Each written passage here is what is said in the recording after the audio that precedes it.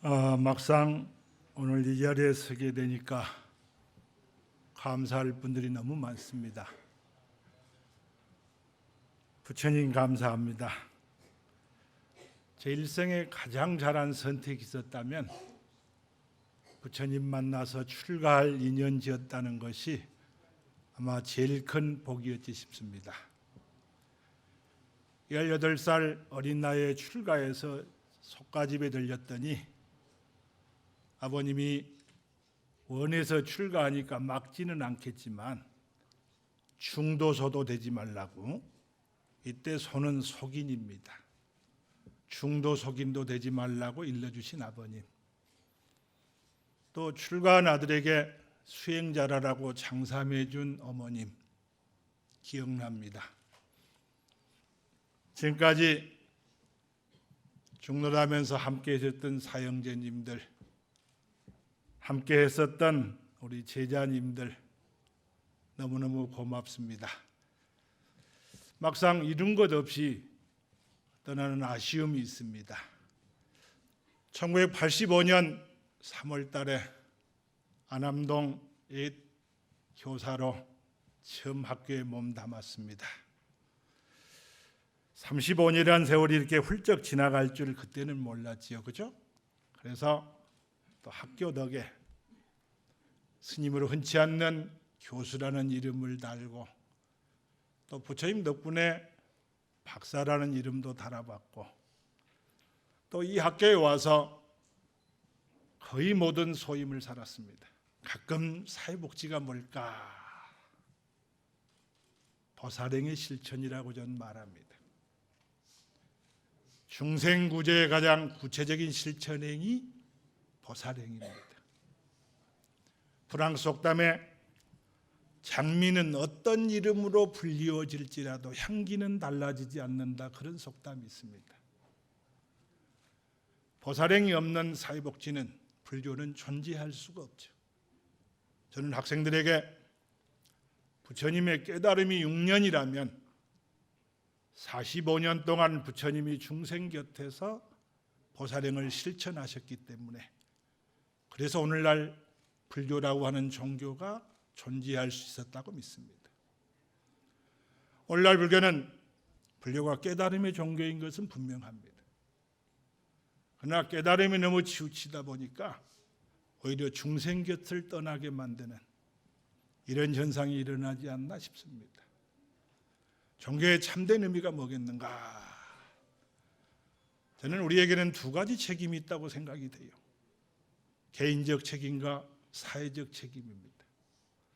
개인적 책임은 수행하는 것입니다. 우린 수행자입니다. 저는 사회복지하는 제자들을 만나면 사회복지 전문가인 척 하지 말아라. 우리가 행하는 사회복지는 수행의 일부분이지 직업으로서의 사회복지는 안 된다고 얘기합니다. 그래서 우리가 사회복지 현장에 있더라도 날마다 수행하고 기도하지 않으면 안 됩니다. 또 그런 마음이 우리가 현장에서 대상자, 클라이언트, 도움을 필요로 한 사람을 만났을 때 필요한 도움을 줄 수 있기 때문이라고 생각을 합니다. 두 번째는 사회적 책무입니다. 이건 종교가 가지는 가장 큰 책임이기도 합니다. 늘 중생 곁에서 중생과 더불어 함께 사는 것을 저는 사회적 책무라 그럽니다. 우리가 불교에서는 제일 가는 덕목이 뭡니까? 불살생입니다. 살생을 반대하는 건 무엇입니까? 살생을 반대하는 건 방생이죠. 방생이 언제부턴가 부끄럽게도 물가에 가면 방생금지라고 써놓은 팻말을 봅니다. 저는 단순히 오늘날 우리가 형식에 그치는 방생들, 물고기 살리고 자라 넣어주는 것이 방생이 아니라 인권 존중하는 것들, 모든 사람을 업신여기지 않고 부처님처럼 존중하는 마음을 갖는 것. 우리는 법문할 때 많이 인용합니다. 중생공양이 재불공양이라고. 어디서나 중생을 존중하고 받드는 공양, 중생을 행복하게 하고 기쁘게 하는 공양, 중생을 부처님처럼 존경하는 공양. 저는 이것이 방생의 근본이라고 얘기하거든요. 남을 업신여기고 편견을 가지고 보고 나와 다른 것을 나쁘다고 생각하고 이런 마음에 벗어나서 모든 사람을 부처님처럼 존중하고 공경하는 것. 저는 가끔 법회에 나가서 얘기합니다. 이제 정말 기도나 불공을 법당이나 절 안에 가두지 말자. 어디서나 나를 만나고 나를 보고 나를 아는 자가 나를 통해서 행복하게 만드는 것, 이것이 나는 불법이라고 얘기한다 그럽니다. 광덕대자경에 부처님은 이렇게 이르십니다. 보살은 고통받는 중생이 없으면 부처를 이룰 수 없느니라. 예전에 인도에 가기 어려울 때 유시아 씨라고 하는 분이 인도 기행 책을 썼는데 감명 깊게 읽었던 구절입니다. 인도에 갔더니 돈을 달라고 손을 벌리는 사람이 있어서 돈을 주었더니 돈을 받고 나서 고맙다는 말 한마디 없이 가버립니다. 우리하고 전혀 달라서, 그죠?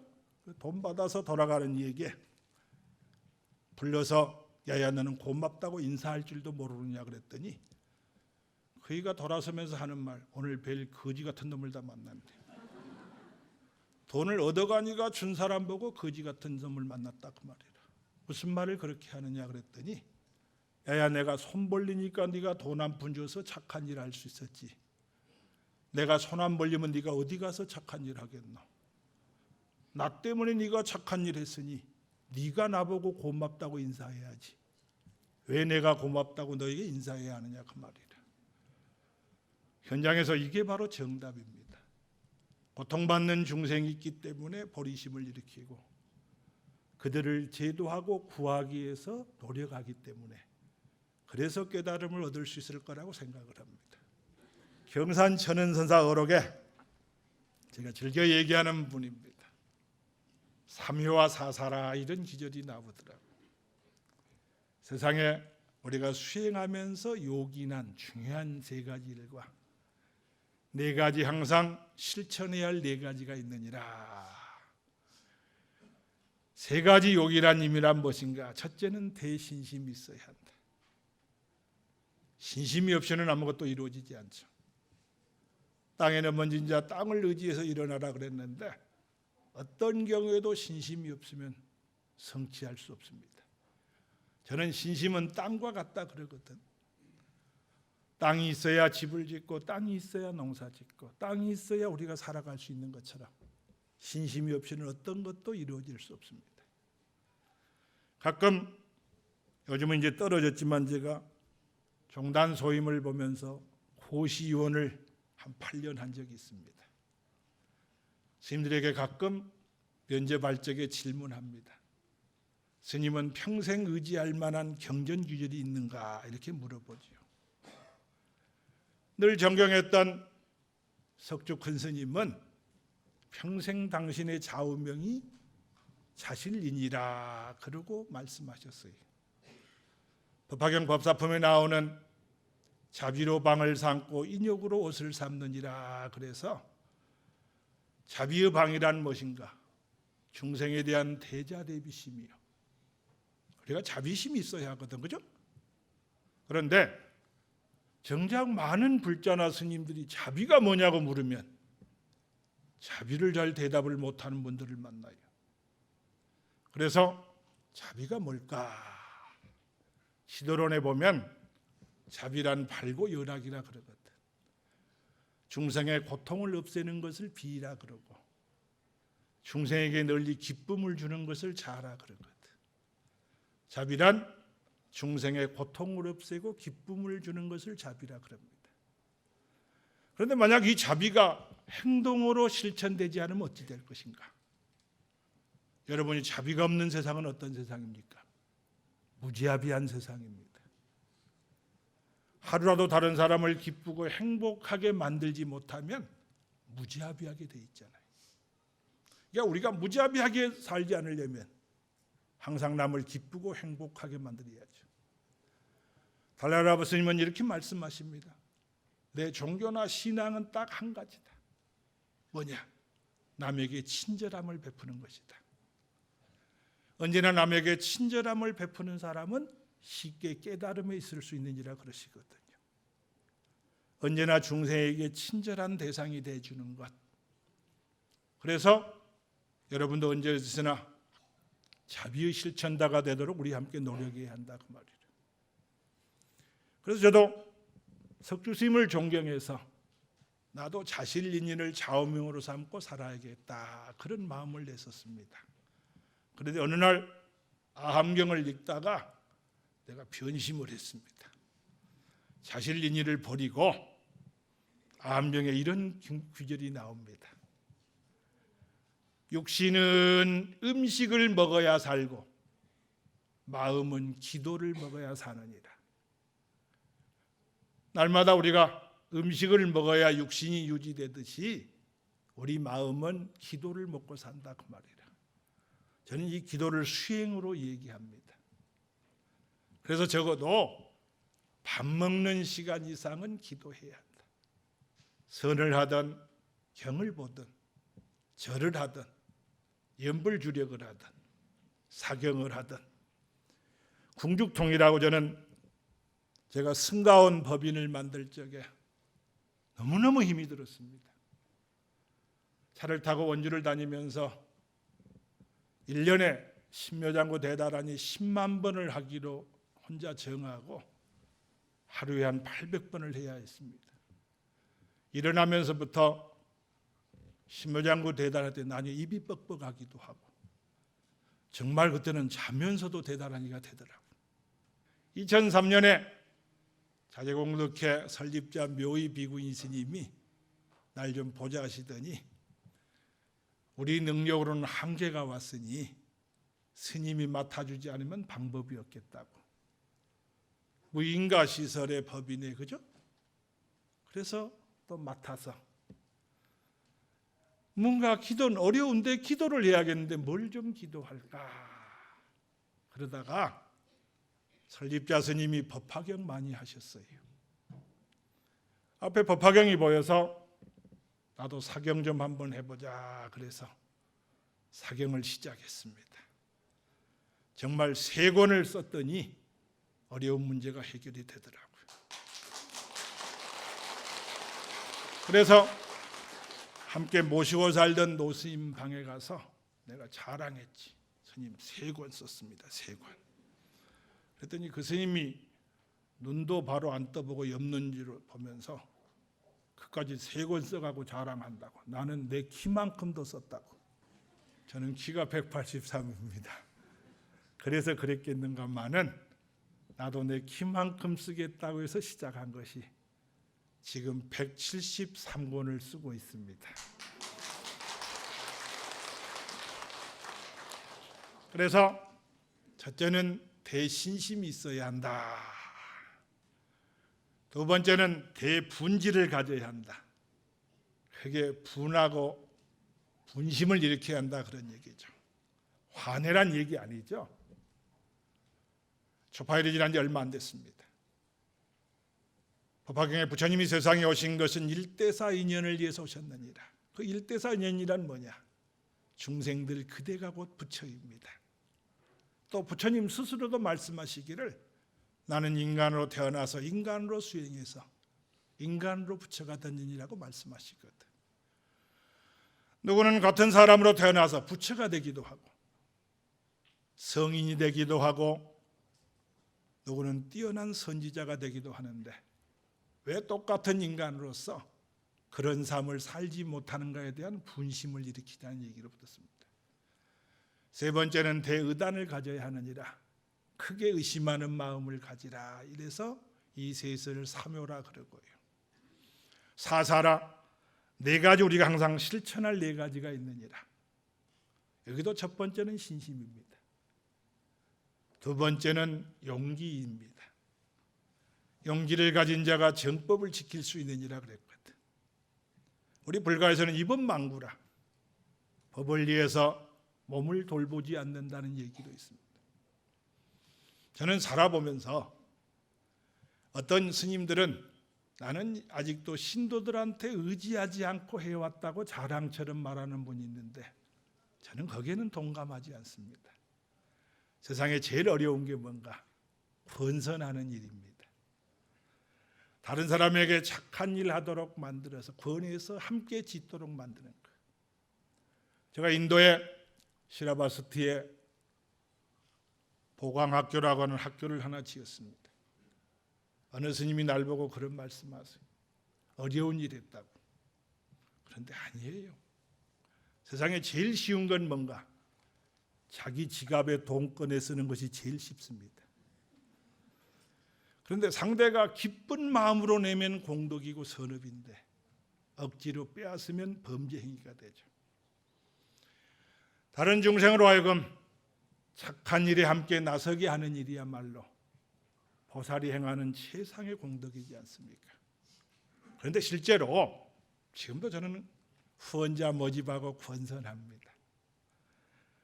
다른 이에게 권선하고 후원자 모을 때는 우리가 말하는 아상인상, 중생상, 수자상이 다 없어져야지. 그렇지 않으면 어렵습니다. 그죠? 다만 내 개인의 이익이나 나를 위해서 짓고자 하는 것은 부끄러울 수 있지만 다른 사람에게 선업을 쌓고 착한 일을 행하도록 만드는 것이야말로 우리가 행하는 최상의 보살행위 아닌가 싶은 생각이 듭니다. 그러니까 여러분들이 남에게 뭔가 부탁하지 않고 사는 것을 청정성이라고 얘기하지 마세요. 함께 할 수 있도록, 함께 바른 일을 함께 할 수 있는 일이 할 수 있도록 만드는 일이야말로 최상의 공덕이라고 생각을 합니다. 세 번째는 원력이 있어야 한다 그럽니다. 반야경에 보면 원력이 없이 사는 것은 마구니 삶이라 그랬거든.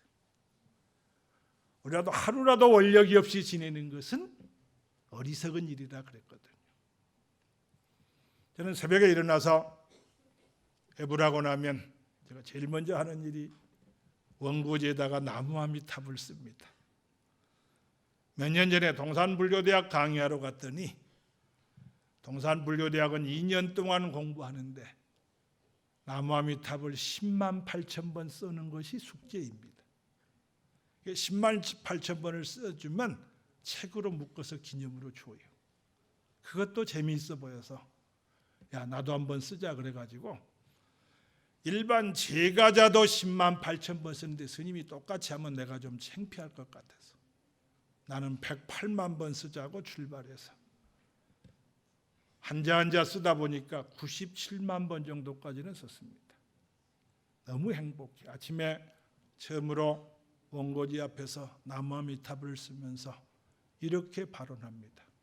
아미타 부처님, 어제 죽은 모든 생명이 좋은 곳에 태어나게 하십시오. 모든 중생이 서로 다툼 없는 세상을 살게 하십시오. 모든 중생이 원하는 바가 성취게 하십시오. 내가 발언이 다 성취되지는 않습니다. 그러나 그런 마음으로 하루를 시작하고 하루를 보내고자 하는 마음은 남아 있습니다. 그래서 저는 승가원 얘기로 돌아갑니다. 승가원을 제가 맡으면서 정말 꽃동네 같은 시설을 하나 만들고 싶었어요.